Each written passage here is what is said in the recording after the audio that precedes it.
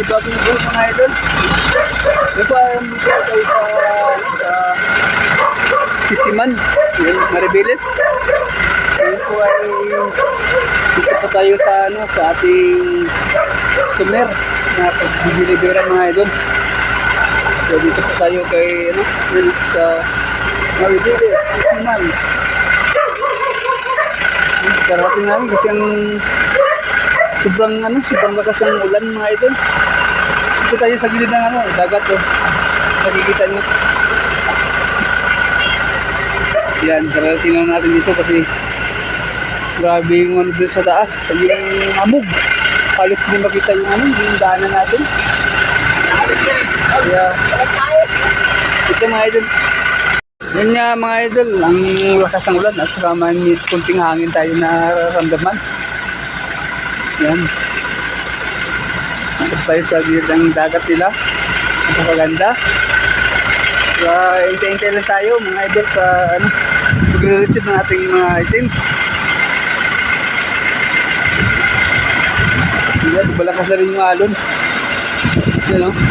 A few moments later. Ito nakikita nyo. Maalon. Lakas. Minute 37 seconds later. Uwi na tayo mga idol. Tayo makakadaan doon sa bilihan So, ng dry fish. ayo, pangit mo, hindi na tayo makangat.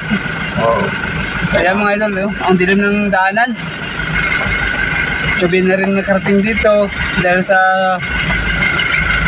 madulas ang daan at saka lakas ng ulan.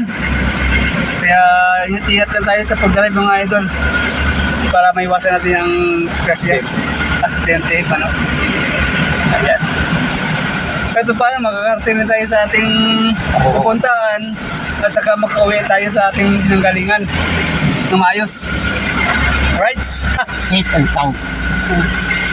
Nandito po natin makikita yung mga lalaking bangka at saka yung mga yate.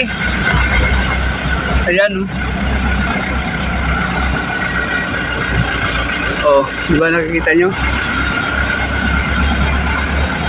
Ito po ay Barangay Sisiman, Maribeles, Bataan. Mga camping ha. Yung mga kambing na dito. Ayan, ganda naman doon ng tanawin.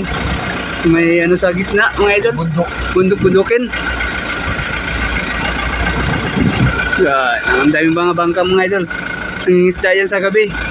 Sana gumanda na yung panahon para pangisda yung mga tao dito. Halos yung ibang tao dito, dyan ang kabuhayan nila. Yan o. Right? Yan naman na mga idol. Uwi na tayo. Mayroon pang vlog na nagdadrive. Okay. See you. Bye-bye.